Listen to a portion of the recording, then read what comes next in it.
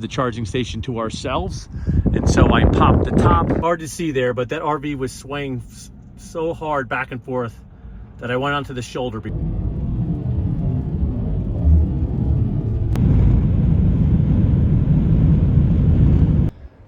All right, guys, well, welcome to our next adventure. Maybe you were following along a couple months ago when I went to SpaceX to see the launch, and I had this Cybertruck towing a travel trailer from Australia. But today, you can see the top is halfway down. I started lowering it and just stopped. But today I am traveling, actually over the next couple days, traveling 720 miles, 750 miles to Idaho, Sun Valley to go skiing. So we are going to take the first ever truck camper on a Cybertruck, the CyberPhoenix. You can see in here, like I said, the top is popped down a little bit, so it's not all the way up. I'm putting it down. Normally, I think we're gonna put some boxes here. Some boxes here on this side. We haven't done that yet. So in the interim, I don't have a place for my skis, so I've sat them there. And obviously it won't be a problem because when the top is all the way down, you still have all this open space, and I got some extra water. Currently, we're traveling with no water in the tanks because it's gonna be freezing, so we're winterized, and I don't want the pipes to freeze, so bring my own water. Anyway, this is going to be the first video of many. You'll probably see the rest of the trip today, but then please follow along every single day. You're going to see range, how we're doing, how this thing is doing on highway speeds, and let's see if this thing maintains its typical watt hour per mile, even though we have a 1,300, 1,200 pound truck camper on board. We're leaving from the Denver Boulder area. We are heading to Sun Valley, Idaho to do some skiing. We're going to be traveling through, this is 80, going to be traveling through Wyoming, into Utah, into Idaho. Let's look at our trips. All right, we're going to set right now. We're going to reset a trip so we can see what we're going to be doing watt hours per mile for the entire event. We're starting off with about 304 miles. I charged here at the house and charged to 100%. And so we won't be doing that the rest of the way, but we're starting off with the full capacity, and let's see how things go. Okay, quick update. First 10 miles we've driven. It's been 21 minutes because I had to stop somewhere and grab something, but we're doing 368 watt hours per mile. Haven't been doing 60 the whole time, but we're doing that now. You can see, maybe you can see through the mirror, Rocky Mountain snow-capped behind me. So we are just on our way, gonna jump on 25 to head north towards Wyoming.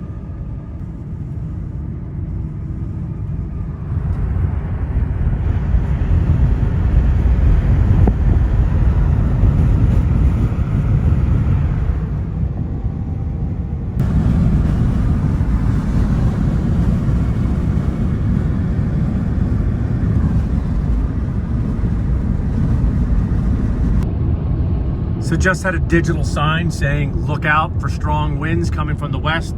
The car says it here on the screen, and you can see this huge American flag blowing pretty good in the wind. I don't know how much harder they're gonna get, but that flag's flying straight out. It's pretty significant. So I'm not worried at all about getting from charging station to charging station, but what I am slightly disappointed about is just I wanted to see what the maximum amount of watt hours per mile we could get, but it is what it is. So some of this trip may be the test to see how well it does in harsh conditions.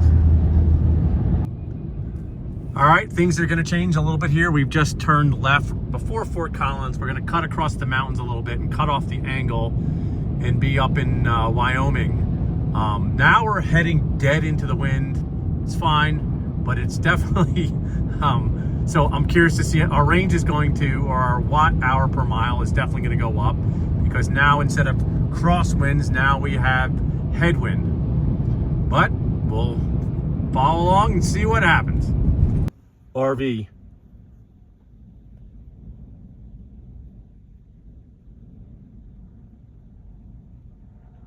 Hard to see there, but that RV was swaying so hard back and forth that I went onto the shoulder because I thought he was going to lose control. That's how windy it is. Yet I'm experiencing almost nothing. I can feel it a little bit, but it's not significant.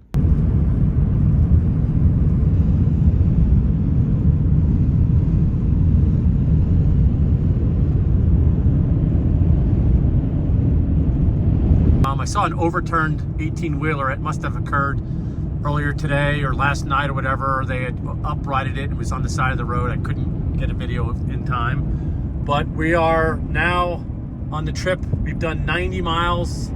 We're going uphill. We're in the foothills. Like I said, outside of Fort Collins, cutting the corner off into Wyoming. I think we're going to Laramie, I think is the city we're going to. Anyway, we're now in the 576. I just saw watt hours. This is in seriously strong headwinds, going up hills with a camper on the back.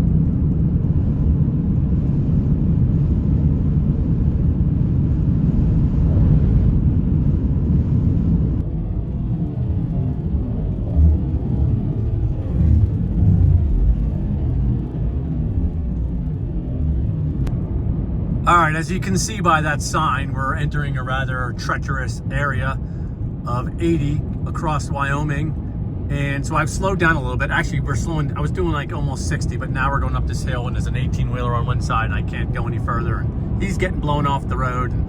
So anyway, we're here, but right now we're up to about 741 watt hours per mile.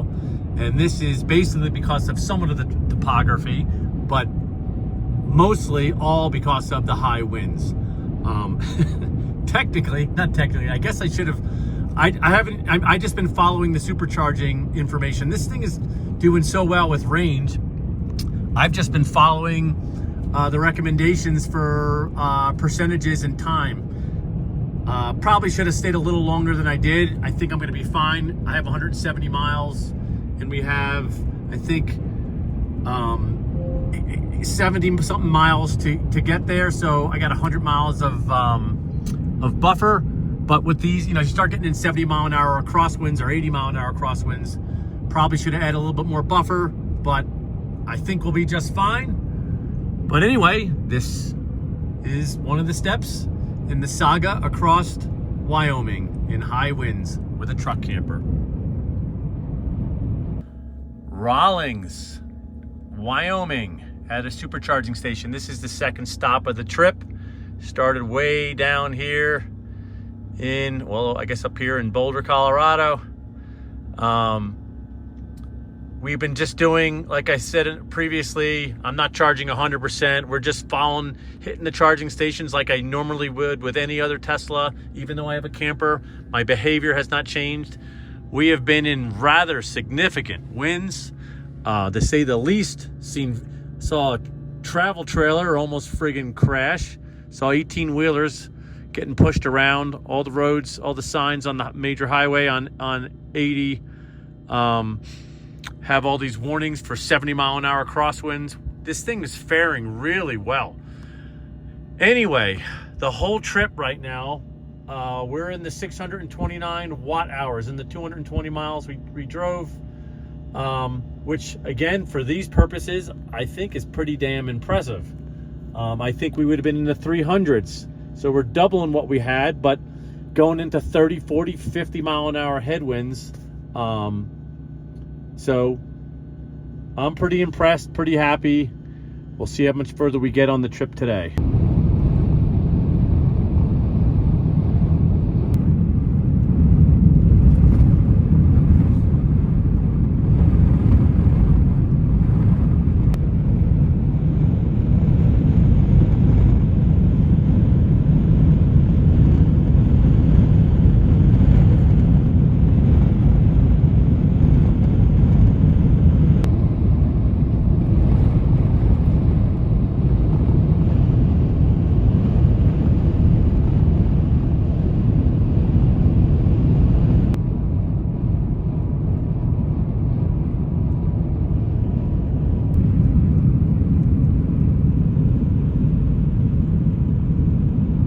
we've made it to Rock Springs, Wyoming. We'll see the total distance so far traveled by the day, but you see, I just threw this in here for now. We're not going anywhere. I'm going to spend the night here in this lot, and the rest of the way, we're about halfway, I guess. Got another 300 and something miles to get into Sun Valley, Idaho. There's the whole country to get a perspective of where we're talking about. So now let's look at our trips. So check this out. I set reset the trip right at the beginning of this trip while we're still in the driveway. We drove 334 miles, used 217 kilowatt hours, and our average watt hour per mile was 649, which is all things considered, as you have seen already in this trip, with the wind conditions and topography and so forth. But with the truck camper, we fell there in severe winds. So, all right, not a bad day. Let's check out where I am here. I'll show you a little bit what's going on. So as you can see, we're charging right here, 150 kW. We are at the supercharging station. There is nobody else here. It's empty. It's chilly. I'd say it's high 30s. Windy still, not as windy, not the 50-mile-an-hour winds we were seeing today. But we have the charging station to ourselves. And so I popped the top. I'm making some dinner. I threw the heat on. And we're going to spend the night. We'll kick on over there once we're done. But for now, like I said, check the inside of this thing. I threw the steps out. I don't think it's going to be a problem since there's no one here and the place is not going to get busy overnight. I picked the first charging stall, and so we're only really blocking one. But again, I'd move it. Not going to be a problem. Let's pop inside. It's winterized, as I said. Let me close the door. But check this out. We got a little stew going, some potatoes and string beans. My lovely wife had cooked this already and froze it, so I kept it in our refrigerator here. We have it in freezer mode, so I have a bunch of meals frozen. I take that little ice pack and throw it in another cooler, so I cool the ice pack and I keep swapping them out so I don't have to buy ice. I have a bunch of other things in here: blueberries, mangoes, frozen ground beef. But in here is 4 or so prepared meals, so all I have to do is heat them up. I could certainly cook, but my wife usually handles that, so it's always a huge help for her to give me a little help when I'm doing it by myself. So check this out. We have propane heat, which is right here, which is not on, and I'm not using it, but I have this electric heater as a backup. And so if you haven't watched any of the videos just yet, check this out. You open this up, and what do you know? That's the outlets to the Cybertruck, and so I have the outlets turned on. And so at the moment we're charging, but we're also doing two things: running this heater, heating up the truck, and I got my laptop charging and so forth. So I'm gonna have dinner here, and I'm gonna hang out. But once we're fully charged, I will move the spot and we'll spend the night here, and then we'll be on our way in the morning. Anyhow, that is day one of our trip. Threw the skis up there for now. They're down low. I think probably saw that earlier, but I have them up out of the way now. They won't be able to stay there because when the pop top comes down. But on the way to Sun Valley, day one. Follow along. How does a truck camper, first one in the world to survive on a 700+ mile trip to Idaho in heavy winds, cold topography? See you at the next one.